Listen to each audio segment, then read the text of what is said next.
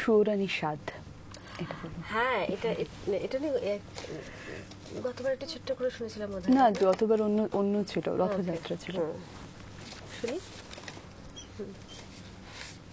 সুরানির বুঝি মরণকাল এলো, তার প্রাণ হাঁপিয়ে উঠছে, তার কিছুই ভালো লাগছে না।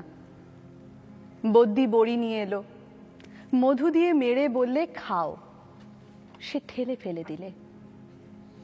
রাজার কানে খবর গেল, রাজা তাড়াতাড়ি সভা ছেড়ে এলো, পাশে বসে জিজ্ঞাসা করলে তোমার কি হয়েছে, কি চাই?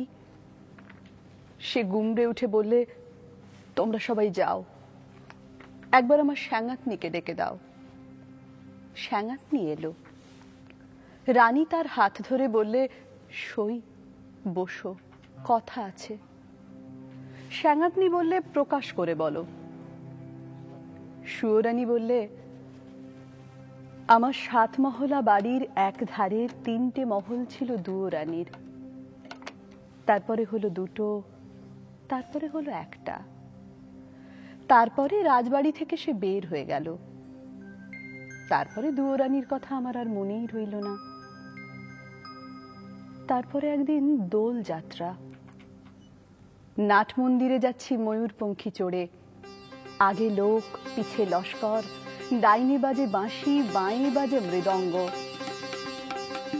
এমন সময় পথের পাশে নদীর ধারে ঘাটের উপরটিতে দেখি একখানি কুঁড়ে ঘর, চাঁপা গাছের ছায়ায়, বেড়া বেয়ে অপরাজিতার ফুল ফুটেছে, দুয়ারের সামনে চালের গুঁড়ো দিয়ে শঙ্খচক্রের আলপনা। আমার ছত্রধারিণীকে শুধলেম, আহা, ঘরখানি কার? সে বললে দুয়োরানীর। তারপরে ঘরে ফিরে এসে সন্ধ্যার সময় বসে আছি, ঘরে প্রদীপ জ্বালিনি, মুখে কথা নেই। রাজা এসে বললে তোমার কি হয়েছে, কি চাই? আমি বললাম এ ঘরে আমি থাকবো না। রাজা বললে আমি তোমার কোঠা বাড়ি বানিয়ে দেব, গজদন্তের দেওয়াল দিয়ে, শঙ্খের গুঁড়োয় মেঝেটি হবে দুধের ফেনার মতো সাদা, মুক্তোর ঝিনুক দিয়ে তার কিনারে এঁকে দেব পদ্মের মালা। আমি বললাম আমার বড় সাধ গিয়েছে, কুঁড়ে ঘর বানিয়ে থাকি তোমার বাহির বাগানের একটি ধারে। রাজা বললে আচ্ছা বেশ, তার আর ভাবনা কি? কুঁড়ে ঘর বানিয়ে দিলে। সে ঘর যেন তুলে আনা বনো ফুল, যেমনি তৈরি হলো অমনি যেন মুষড়ে গেল। বাস করতে গেলেন, কেবল লজ্জা পেলেন। তারপরে একদিন স্নান যাত্রা, নদীতে নাইতে গেছি, সঙ্গে 107 জন সঙ্গিনী। জলের মধ্যে পালকি নামিয়ে দিলে, স্নান হলো। পথে ফিরে আসছি, পালকির দরজা একটু ফাঁক করে দেখি ও কোন ঘরের বউগা? যেন নির্মাল্যের ফুল, হাতে সাদা শাঁখা, পরনে লাল পেড়ে শাড়ি, স্নানের পর ঘড়ায় করে জল তুলে আনছে।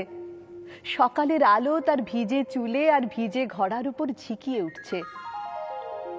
ছত্রধারিণীকে জিজ্ঞাসা করলেন মেয়েটি কে, কোন দেব মন্দিরে তপস্যা করে?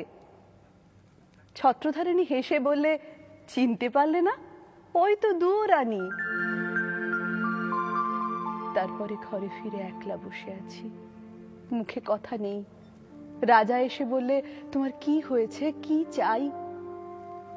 আমি বললাম আমার বড় সাধ, রোজ সকালে নদীতে নিয়ে মাটির ঘড়ায় জল তুলে আনবো বকুলতলার রাস্তা দিয়ে। রাজা বললে আচ্ছা বেশ, তার আর ভাবনা কি? রাস্তায় রাস্তায় পাহারা বসলো, লোকজন গেল সরে। সাদা শাঁখা পরলেম আর লাল পেড়ে শাড়ি, নদীতে স্নান সেরে ঘড়ায় করে জল তুলে আনলেম।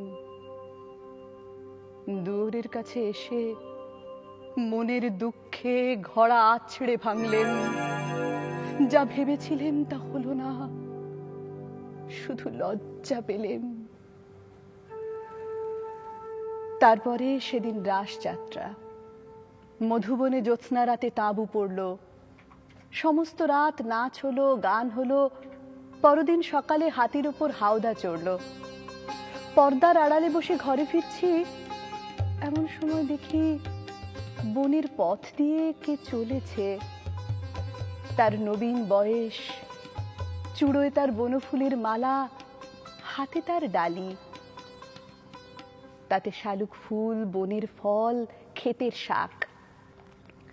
ছত্রধারিণীকে শুধলেম, কোন ভাগ্যবতীর ছেলে পথ আলো করেছে? ছত্রধারিণী বললে, জানো না, ওই তো দুয়োরানির ছেলে। ওর মার জন্য নিয়ে চলেছে শালুক ফুল, বনের ফল, ক্ষেতের শাক।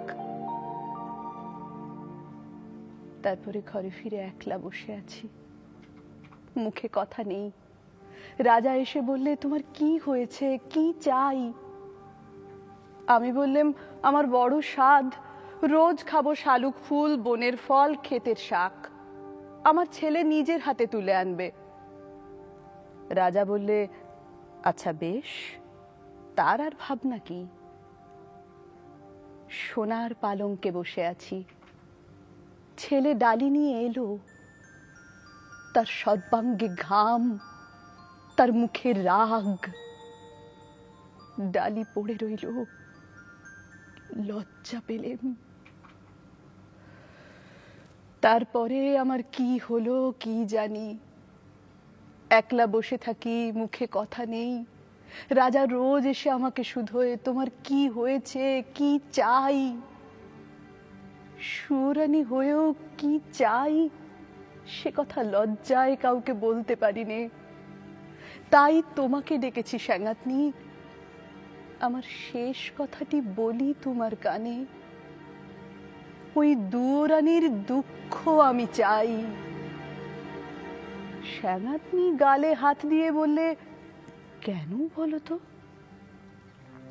সুয়োরানী বললে, ওর ওই বাঁশের বাঁশিতে সুর বাজলো, কিন্তু আমার সোনার বাঁশি বয়েই বেড়ালেম, আগলে বেড়ালেম, বাজাতে পারলেম না।